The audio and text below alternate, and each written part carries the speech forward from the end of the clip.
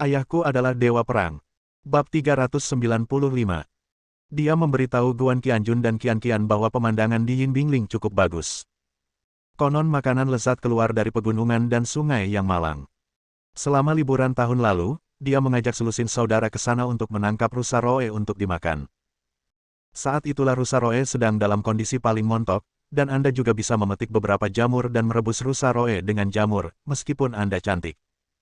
Tak disangka, meski saat itu siang hari bolong, saat kami berjalan jauh ke dalam lembah, kami baru saja menemukan seekor rusa roe. Semua orang segera mengambil senapannya dan menembak. Terlebih lagi, guntur tiba-tiba bergulung di langit dan hujan mulai turun dengan deras. Kemudian, sesuatu yang luar biasa terjadi pada mereka. Tempat di mana mereka mengangkat senjata untuk berburu rusa roe pada awalnya redup, dan ada kabut besar yang keluar, dan kilat menyambar langsung ke sana, seolah-olah ada monster yang akan keluar dari sana. Jika Tuhan tidak segera membunuh mereka, mereka akan menimbulkan kerugian bagi dunia. Seram banget. Saat itu, petir menyambar lebih lebat dari hujan deras, bang bang bang. Bebatuan di gunung itu terus berjatuhan, lalu kita benar-benar melihatnya. Kepala Fang benar-benar melihat bahwa dari kabut abu-abu besar, banyak sosok, meskipun buram, samar-samar terlihat mengenakan seragam tempur kuno, secara bertahap berjalan ke arah mereka. Sosok-sosok yang padat ini tidak berjalan anggun seperti pejuang. Sebaliknya, mereka berjalan seperti zombie, dengan kepala menunduk dan tubuh berayun, seolah-olah mereka bisa jatuh kapan saja. Ini bahkan lebih menakutkan daripada melihat tim yang bersemangat. Itu seperti zombie di TV.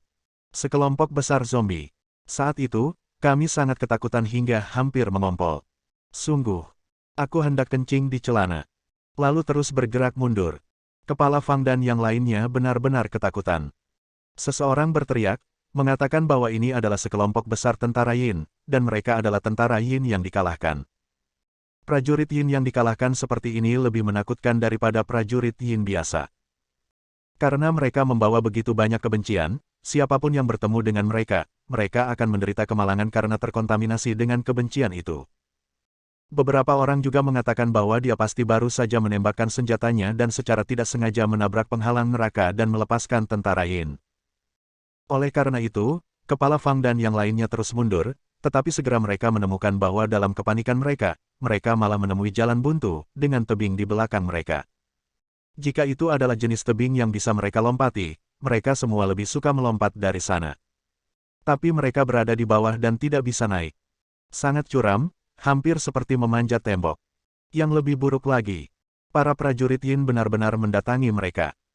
Ribuan bahkan puluhan ribu tentara Yin, di tengah kabut tebal dan gelap, bahkan tidak bisa melihat raut wajah mereka dengan jelas, hanya kaki dan lengannya yang terus berayun, bahkan mengeluarkan semburan suara rengekan. Ini seperti menangis. Kenapa kita harus berjuang? Kenapa kita harus mati? Kenapa kita tidak bisa kembali ke kampung halaman? Mereka juga mengeluarkan semburan nafas sedingin es, seperti nafas kematian yang keluar dari neraka.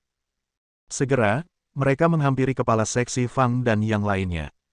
Dia awalnya adalah pria yang kuat dan energik, tapi sekarang dia berjongkok di bawah tebing, memelukku dan memelukmu. Giginya terus bergemeletuk, seluruh tubuhnya terus gemetar, dan dia merasakan udara dingin masuk ke dalam tubuhnya. Itu sungguh mengerikan. Saat aku memikirkannya sekarang, aku masih merasa. Aku mungkin saja mati saat itu. Hidup. Mengalami mimpi buruk. Hidup akan lebih buruk daripada kematian. Pada saat itu, aku merasakan nafas yang sangat dingin satu demi satu, melewati tubuhmu, dan kemudian melewatimu. Itu adalah prajurit Yin itu, yang terus-menerus melewati tubuhmu. Setelah kami kembali, kami semua jatuh sakit parah, dan kami berdua meninggal. Untungnya, saya memiliki kerabat asing kaya yang mengirimi saya ginseng Amerika kelas atas. Saya meminumnya terus-menerus untuk menghilangkan energi Yin. Kalau tidak, aku akan mati. Di akhir kalimat, kepala seksi Fang gemetar dan hampir menyusut menjadi bola karena ketakutan. Bagaimanapun, dia adalah pria dengan tinggi 1,8 meter. Qian Qian menatapnya dengan penuh simpati. Kepala seksi Fang bertanya dengan rasa ingin tahu, saya berkata, gadis kecil, apakah kamu tidak takut? Qian Qian berkata pelan, saat kamu membesarkan hantu wanita dan sering terbang bersamanya, mungkin kamu tidak akan terlalu takut, bukan? Kepala Fang, Kepala Fang, bisakah Anda pergi? Guan Qianjun membawa Qian menemui kepala bagian keamanan untuk menanyakan masalah ini, dan mendapat sambutan hangat dari Lao Fang. Lagi pula, dia juga hadir dan melihat sebagian dari apa yang terjadi di auditorium hari itu. Meskipun dia tidak mengetahui identitas Guan Qianjun, dia tahu bahwa dia adalah orang yang hebat. Selain itu, Guan Qianjun juga memiliki hubungan tertentu dengan Suke, jadi dia akan berbicara dengan ayah dan putrinya di kantor. Tapi sekarang aku merasa tidak bisa bicara lagi. Dia sangat ketakutan dengan pengalamannya sendiri. Bagaimana mungkin ayah dan putrinya tidak merasakan apa-apa? Apalagi wajahnya penuh kesuraman, seolah sudah melihatnya berkali-kali. Terutama gadis kecil. Agak gila mengatakan hal seperti ini. Guan Qianjun tidak menganggapnya serius, mengeluarkan sebatang emas, menaruhnya di atas meja, dan terus menanyakan beberapa pertanyaan. Melihat emas batangan itu tidak terlihat palsu, kepala seksi Fang menjawab dengan hati-hati. 10 menit kemudian, Guan Qianjun tersenyum, lalu membawa Qian dan mengucapkan selamat tinggal.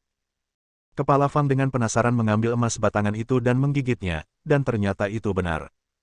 Dia bergumam dengan gembira, orang kaya. Setidaknya 1 atau 2 beban.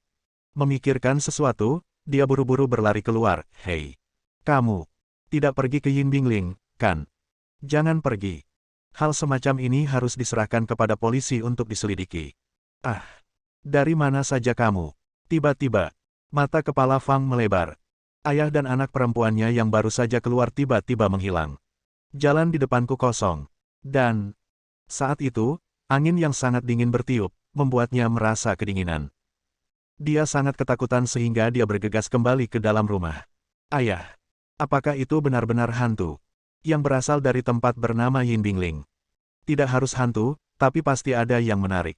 Kalau bisa, aku bisa menangkapnya untuk kamu mainkan. Apakah sama dengan Xiao Hong? Bagus sekali. Aku khawatir Xiao Hong terlalu kesepian. Yang terbaik bagi Fei Xue adalah memiliki hantu wanita lain untuk melindunginya. Jika tidak, dia masih merasa tidak aman. Aku sudah menemukan hantu wanita untuk melindunginya secara pribadi. Jika ada 2.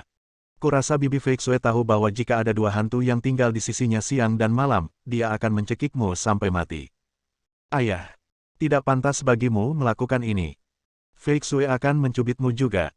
Dia sedikit mengernyit dan berkata dengan marah. Guan Qianjun mengangkat bahunya dan mengangguk setuju. Meski sudah larut malam, Guan Qianjun tetap membawa Qian ke punggung Bukit Yinbing, terlepas dari apakah putrinya menginginkannya. Namun, Qian tampak bersemangat dan tidak tahu bahwa dia tidak mau. Ada juga kemakmuran di baliknya.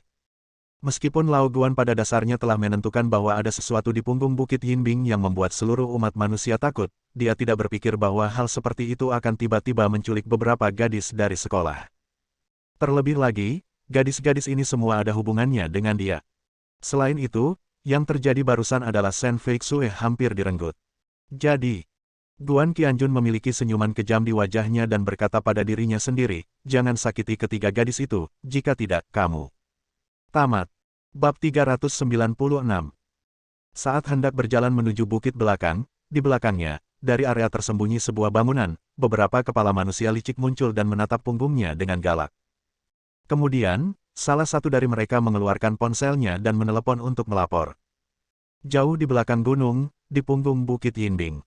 Seorang pria jahat tersenyum. Dia mengernyitkan hidung dan berkata perlahan, Guan, kamu tidak sabar untuk dibodohi.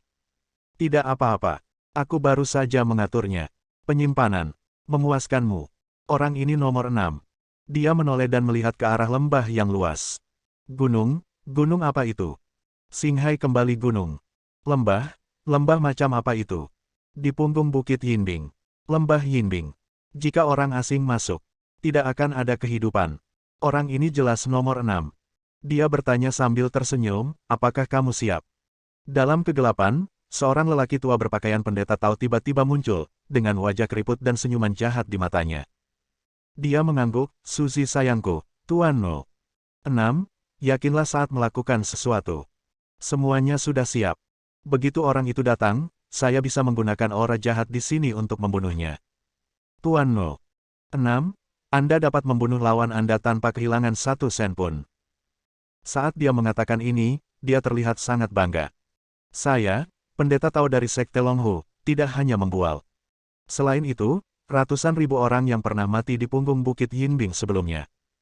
Jika ratusan ribu orang meninggal, mungkin mereka tidak akan bisa mengumpulkannya. Yin jahat. Tetapi di antara ratusan ribu orang, setidaknya pasti ada lusinan dari mereka yang memiliki roh jahat Yin. Hantu mereka dapat bertahan setelah kematian, seperti magnet, terus-menerus menarik semua jenis energi Yin. Lebih dari 100 tahun telah berlalu, hahaha. Setidaknya menakutkan. Mao Shan mengusir hantu, naga dan harimau membentuk formasi, 5 racun membuat racun, dan setan pohon teratai putih. Inilah 4 sekte jahat yang telah ada di kerajaan naga sejak zaman kuno, dan mereka juga merupakan pemimpin bitah yang legendaris. Bahkan dalam masyarakat modern, tidak lagi sejahtera seperti dulu, namun masih memiliki kekuatan yang menakutkan. Di kota, mereka seperti monster tersembunyi yang bisa membuka mulut melahap kapan saja. Formasi naga dan harimau artinya Longhumen pandai menyusun berbagai formasi, sebesar kota atau gunung, atau sekecil ruangan. Formasi yang mereka dirikan terlebih dahulu dapat menyerap energi yang relevan sesuai dengan kondisi lokal dan mengubahnya menjadi tenaga yang mereka butuhkan. Seperti sekarang. Apa yang kamu sebut Yin Sa Tianluo benar-benar dapat mengeluarkan energi Yin Sa ini dan mengubahnya menjadi tentara Yin yang tak terhitung jumlahnya untuk membunuh orang itu.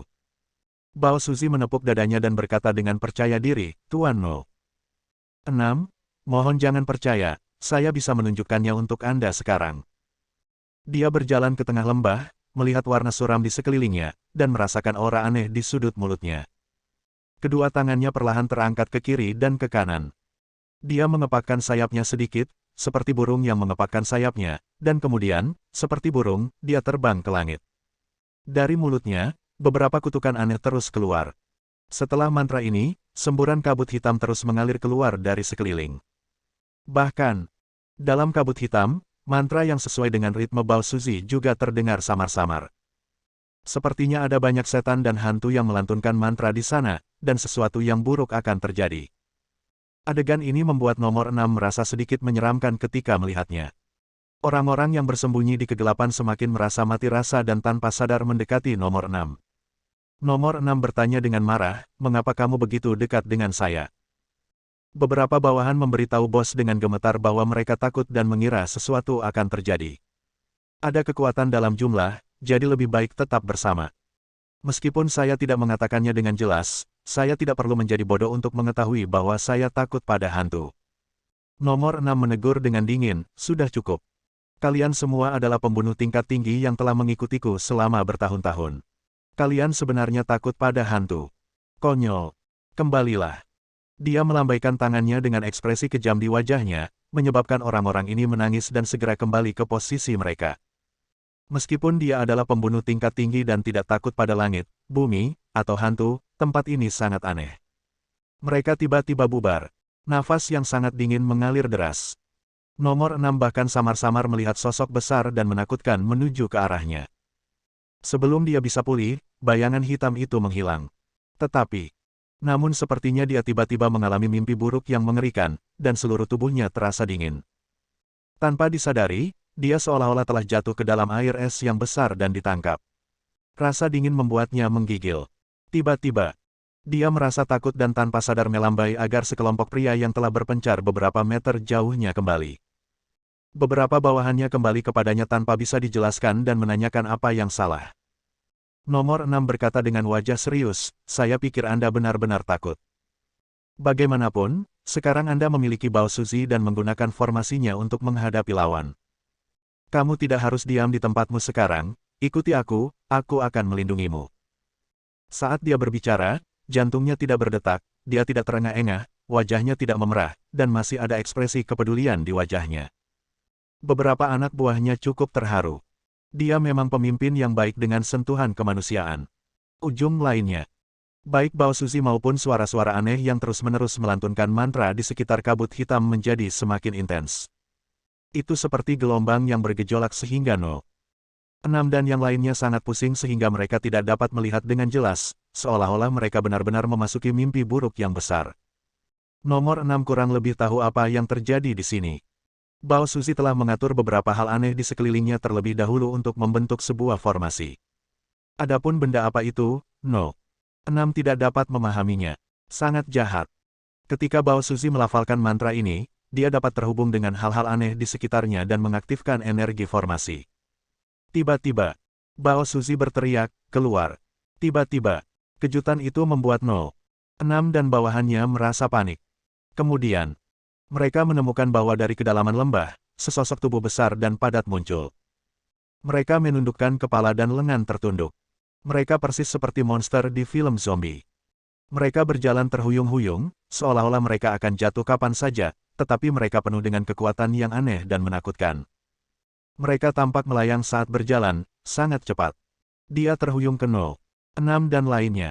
Nomor 6 dan beberapa anak buahnya begitu ketakutan hingga mereka hampir berpelukan erat.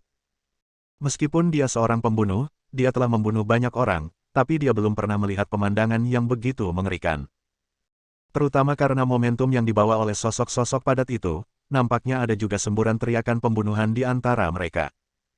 Saya melihat sosok-sosok ini, yang tingginya 2 hingga 30 cm dari mereka, dan seluruh tubuh mereka tampak seperti asap hitam. Meskipun anggota badan dan batang tubuh relatif jelas, tidak ada fitur wajah yang terlihat di wajahnya. Tetapi, 2 lampu merah aneh menyala di kepala, melayang terus-menerus. Seperti menatap mereka. Bersambung.